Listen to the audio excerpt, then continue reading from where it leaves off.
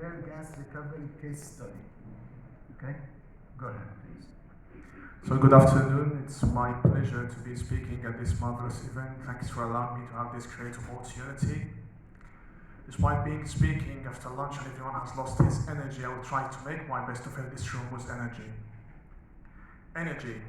For the energy we are here at this conference. For the energy we are here in this room.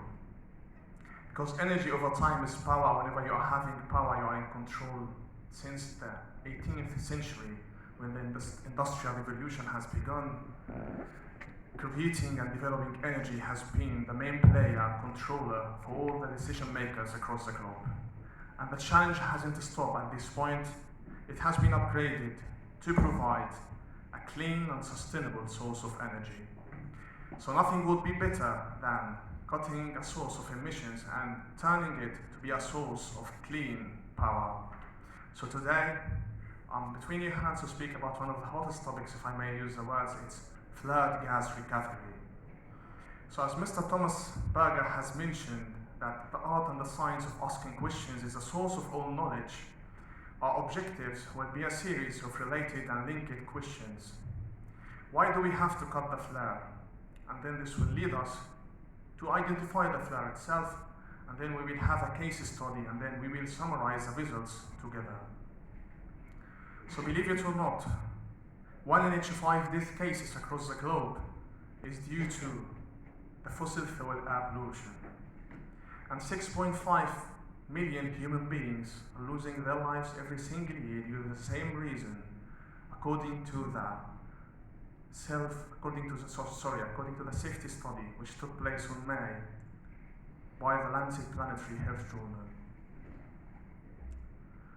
In 2021, 144 billion cubic meters of gas has been burned without any necessity at the upstream oil and gas facilities across the globe, resulting in 4 million tons of equivalent CO2 emissions. So the matter is very risky, and this is a sad fact. Probably you are asking me now, what can we do?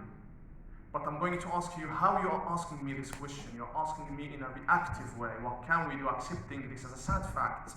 Or you're asking me to provide a solution. If you are going to ask it in a reactive way, as Mr. Stephen Covey has said in his everlasting book, The 7 Habits of Highly Effective People, if you are reactive, you are losing your power. Your influence circle is being shrinking and your concern circle is being enlarging. But referring to Mr. Einstein, who has said that if I'm having 1 hour to solve a problem, I will be spending 55 minutes thinking of the problem or analyzing the problem itself, and only 5 minutes thinking of the solution. So leaving the leaves and going down to the roots and adopting a proactive mentality, the circle will turn be like this, your influence circle will get enlarged, and your concern will be shrinking. So instead of asking ourselves, what can we do? We will identify the problem, and this will take us to the second item of the objectives. What is the flare itself? According to the ABI 537, the flare is the system provided in a refinery or petrochemical plant to ensure the safe and efficient disposal of relieved gases or liquids. And according to the Canadians, it is a controlled burning of natural gas that cannot be processed for sale or use because of technical or economic reasons. So now we have identified the flare itself. We have left the leaves and went down to the roots. So, after you have the identification of the flare itself, let's travel together, let's go together to the Western Desert, where we had a case study of 4 million standard cubic feet of gas, which used to be burned every single day, losing a power of approximately 5.5 megawatts as an embedded power, and emitting, what is more sad, emitting 22,000 pounds per hour of equivalent direct emissions of CO2. Hanging on the same site, at the same site, we had a gas compression station, which is consuming about 5.1 megawatt. And if the source of power is going to be the national grid, the nearest electricity facility, this power would require emitting as indirect scope indirect emissions of more than 4,000 pounds per hour of indirect CO2. So in combination, we are wasting 10.6 megawatts of power and emitting In combination, Scope 1 and Scope 2, 27,000 pounds per hour of CO2 to the environment, and also the cost of providing the electricity approximately is $2,900 every single day, and in addition to the cost of flaring, which is $5,000 every single year. In combination, it would be $1.1 million every single year. So I'm losing money, we are wasting power, and what's more dangerous, we are harming our environment. So as I have mentioned at the beginning of the presentation, we have to be proactive. Petrojet, as an EPC mega project contractor who's being awarded projects from Iraq up to Algeria, we, Petrojet team, always try to upgrade ourselves, enhance new solutions, finding new opportunities to serve our nation and all humanity. We have decided to adopt a proactive manner to turn this situation from emitting a source of CO2 to turn it into a clean power. So we have provided this site with a flared gas recovery skid, which is going simply to turn this flared gas into a clean source of power. The skid is simply combined of gas filtration, gas metering, which is totalizer, water bath heaters, gas reduction, and outlet scrubbers. Of course, the electricity and instrument work. The design parameters are upstream 42 bar gauges, which is matching with the class rating 300 according to the ASME 16.5, and downstream the pressure reduction is 10 bar gauges to be matching with the rating class of 150 according to the ASME 16.5. The design temperature is 70 Celsius, and the capacity is 4 million standard cubic feet per day of gas. The dimensions is 8 meters of length, 2.2 meters of width, and 3 meters of height.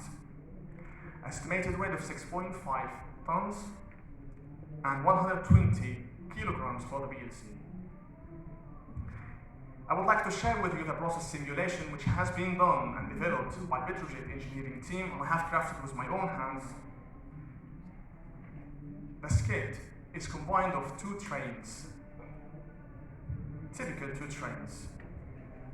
Firstly, we are having the inlet filtration, and then we are having the water bath heaters, and then we are having the outlet scrubbers. The inlet stream, typical inlet stream, 20 Celsius of operating temperature, 35 bar gauges of operating pressure, and in combination, the inlet to the skid is 4 million standard cubic feet per day. The outlet stream is having 42 Celsius, 4 bar gauges, 4 million standard cubic feet per day, and what's more important, the hydrocarbon dew point and the water dew point has been resulted to be minus 15 degrees Celsius, matching with the EGBC specifications to be matching with the consuming turbines.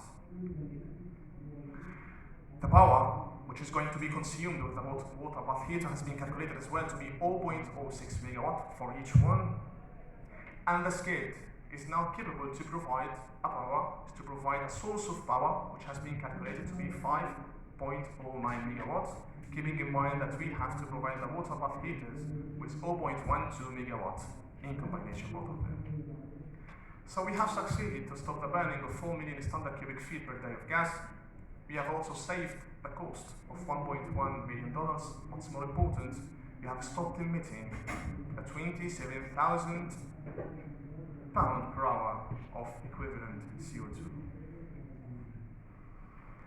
So in summary, we had a case study in the Western Desert which we used to be burning 4 million standard cubic feet per day, and as we together have identified the flare, it is a safe disposal, controlled burning. The flare itself was nothing, it was controlled burning.